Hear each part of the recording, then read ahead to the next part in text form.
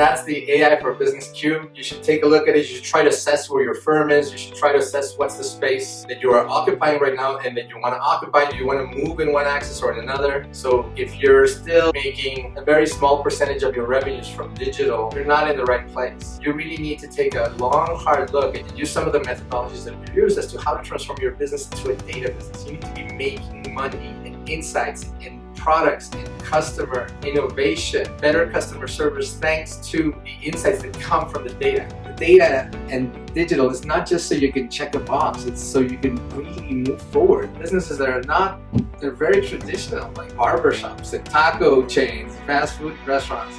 They have to digitize in a huge way and be data centric. And we've discussed how easy it is to just follow some of these methodologies and be able to turn any business can be turned into a data business. You just have to go through the motion and invest the time, the effort, because there is a learning curve to bring AI online and to get the algorithms in place and to hire the consulting companies. And right now there's a shortage of data science people. It's become ridiculous. You have to spend $250,000 in the US to get one of these resources. Now, there's companies that obviously are moving into that space. They're training people in Latin America and they're getting them ready so that you can actually use them at half the price. So you can get them, they'll loan you these folks at half the price. So instead of spending $250, you're gonna spend half. But that's great news. You know, Latin America, I think that's an opportunity for Latin America to align with the US and Canada. Canada has amazing AI technology. Jeffrey Hinton, that was at Carnegie Mellon and sort of the father of neural nets. He's now at Google, but he was in Canada for many years. There's a lot of technology, there's a lot of investment, a lot of universities. They have the right attitude and right national plan going on in Canada. The US obviously has the most amazing innovation in the world, now being rivaled by China. They have amazing technology. The problem is there hasn't been that cohesive, and when we cover China, we'll understand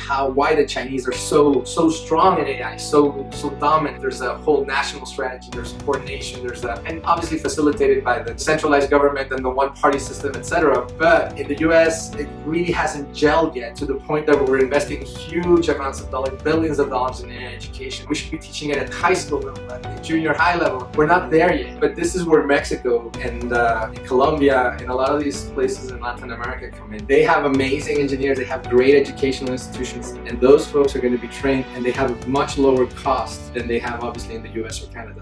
If North America really kind of ties in together and works together, they can rival China, because if not, US and Canada may have the technology and the companies, but they won't have the workforce. They won't have the labor at the salary levels that they can compete with China. And so their innovation will always lag behind. They need the manpower. And there's a great opportunity for Latin America to basically offer up all those amazing engineers and computer scientists, data scientists, etc., get them trained on AI. And that's why these courses are also so important, because yes, a lot of these folks are going to be like Python ninjas and they're going to be amazing at data science and clustering and regressions. But at the end of the day, if the strategy isn't there, that's why I created this course, because I think that all of these engineers are going to need business sense. They're going to need to understand how to look at a business plan, how to think in terms of marketing, how to think in terms of customer service, user experience, so that they can super satisfy a customer. What does that even mean in terms of marketing and content and service and processes and innovation within the firm enabled by AI? So we don't need coders and programmers. We need coders and programmers that know the business. And that's the difficult part. And that also know data science. So that's a trifecta that right now, if you have 2 out of the 3, invest in getting the third one. So if you have data science and business acumen, get some Python training. If you have Python and business acumen, get some data science training. The easiest one is Python. You know, you can learn a computer language in 3 to 6 months. Data science requires a little bit more. So you're looking at,